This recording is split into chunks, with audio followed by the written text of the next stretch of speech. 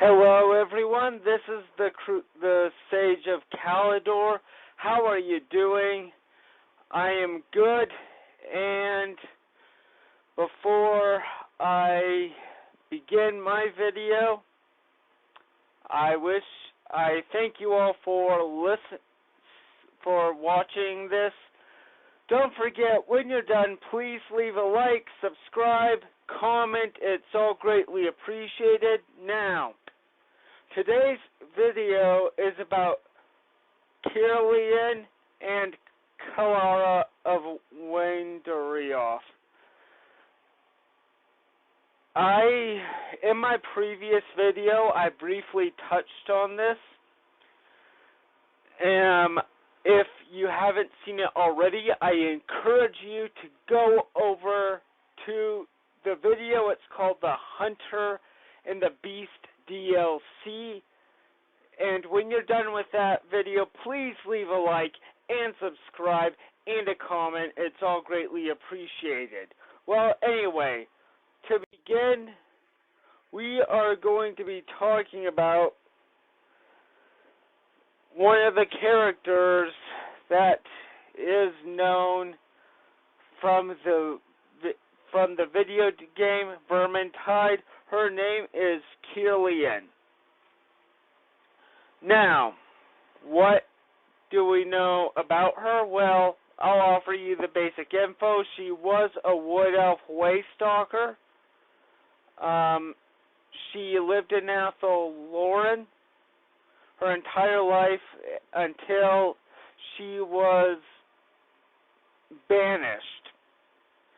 She made a mistake and had to atone for it by fighting against the forces of evil, the forces of chaos in the lands of mankind. Now,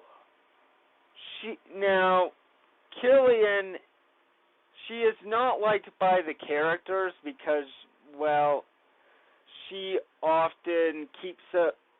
is not liked by the players, I should say, because they just don't like her because they do not like the fact that she sticks to herself and she offers her advice. Well, here's the thing you need to understand. Elves live for a long time, even longer than humans and dwarves, and so of course they would have a poor opinion on humans and dwarves. It is how you could describe it, the older sibling, the eldest sibling, the only sane person in the room, because humans and dwarves make a lot of mistakes during their lives and they never seem to get better at it. So it can be understood why Kerillian can give rather irritating advice by the opinion of the players. From my view, her critiques and what she says make sense. And why do people hate her? Well, essentially, they do not like the fact that Kerillian is essentially telling the truth. Saying that, realistically speaking, she knows more things than humans and dwarves combined. Humans make up the vast majority, if not all, of Chaos Worshippers.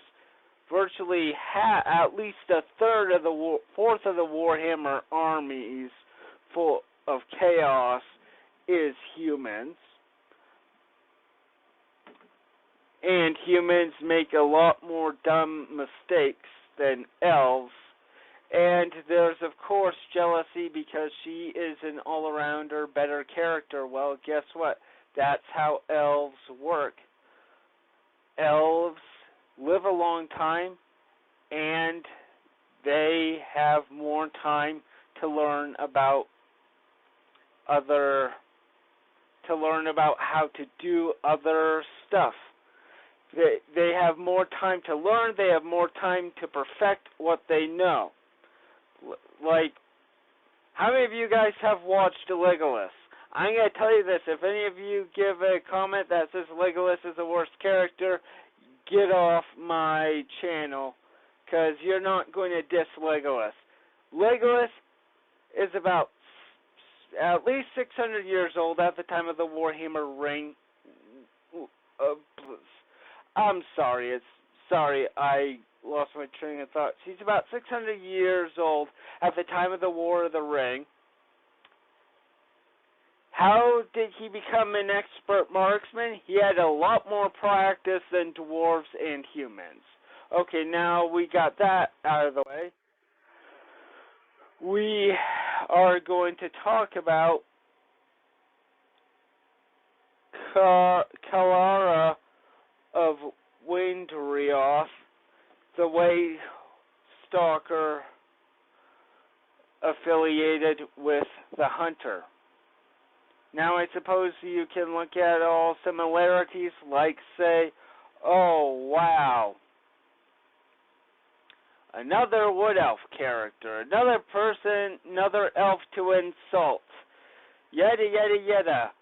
Translated is, we are humans that do not like taking advice from other people, but hey, since when have you liked an honest critique given by somebody else? Since when have you appreciated an honest critique? No. You would actually have a hard time liking that person, and I can speak from personal experience. I sometimes don't like it when some people critique me for what I'm doing. Well, anyway, her story said that she left Athelloren. Now, I know it says Avalorn in the blog, but there has been information that said it was a mistake. It's Athelloren. Now, she left Athelloren to atone for some past misdeeds. And what happened? Well, it's a sad story. It all started with the fact she was a lover of this wild rider named Aetherian of the Red Horn. Aetherian was a wild rider of Orion. Orion is the king of the Wood Elves.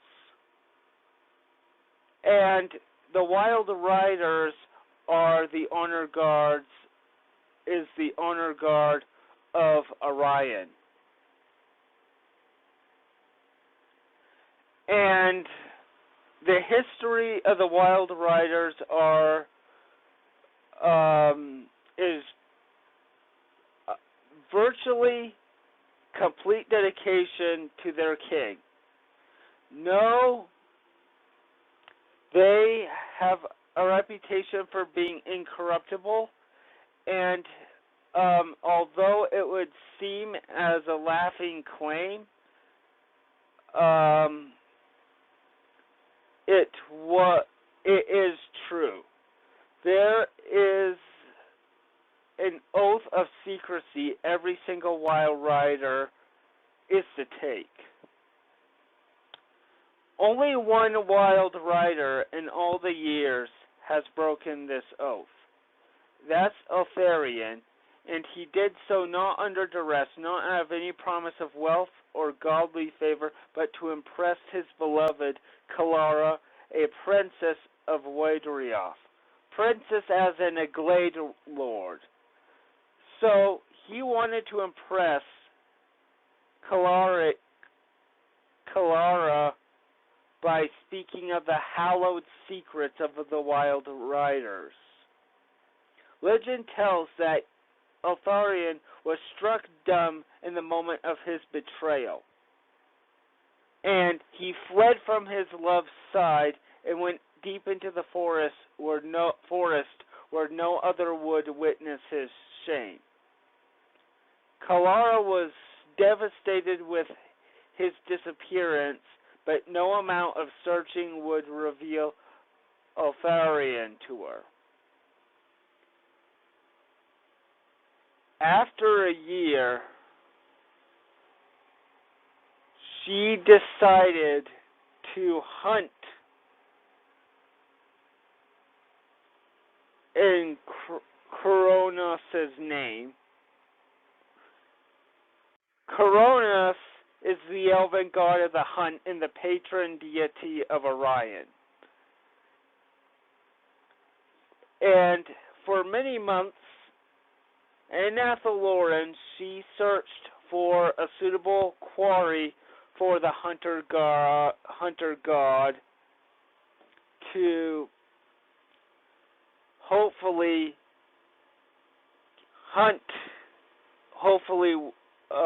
make amends for her love's death. Not her love's death, her love's betrayal.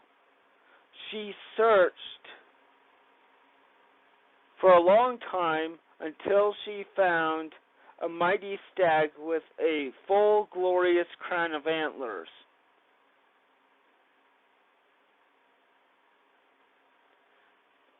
She aimed the bow at the stag, shot it,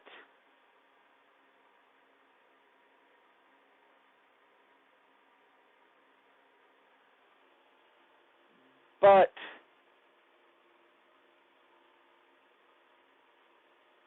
there was something even more devastating. It was not the stag. I am in fact going ahead of myself, so I'll backtrack a little bit and tell you what her plan was. She was hoping that should she kill the stag in the name of Orion, she would kill the stag in the name of Coronos, the elven god of the hunt. She was hoping that her lover would be returned to Orion's good graces, and the amends were made. Why is this important? Orion is the avatar of Coronos. However, there was no trace of the stag that she shot. Instead, it was the body of her lost love. And Kalara was devastated.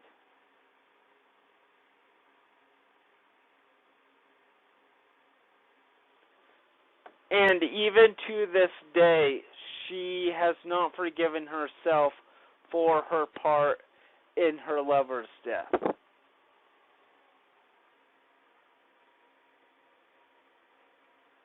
And even to this day, she is trying to find redemption in some form of another. Now, that is her story. I do not know what is going to happen in the Hunter and the Beast DLC, and trust me, I'm going to keep a close eye on that.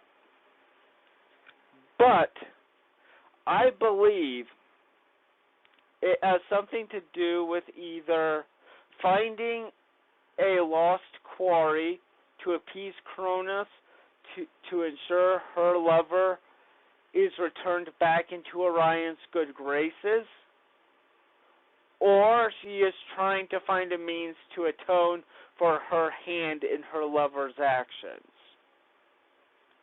If any of you were wondering what happened, it looks like the price to pay for breaking the oath of science is to be turned into a stag by the god of the hunt himself. We will see what happens, but you have to admit that Karala's tale is tragic. It's very sad. She was once a princess of the Wood Elves, minding of her own business, fell in love with another person, fell in love with another elf, and in a moment of weakness, in an effort to impress her, he tells her something that he shouldn't. He flees into the woods. Kalara tries to do something to make amends, and she kills him. She kills the man that she loved. She killed the only person that she loved. So I feel like that is going to carry her throughout the course of this whole story arc. But we will see what happens. We will see. But that is the lore surrounding these two Wood Elf heroines.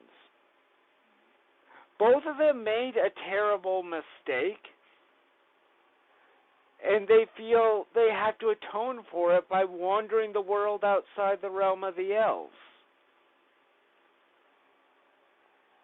Well, anyway,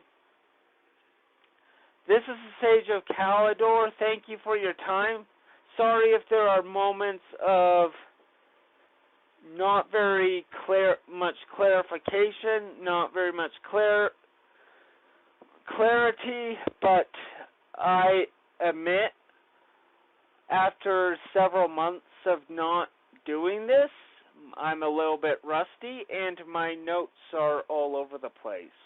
Well, anyway, this is the Sage of Kalador. Please leave me a like, subscribe, and a nice comment or two. Catch you around. Bye.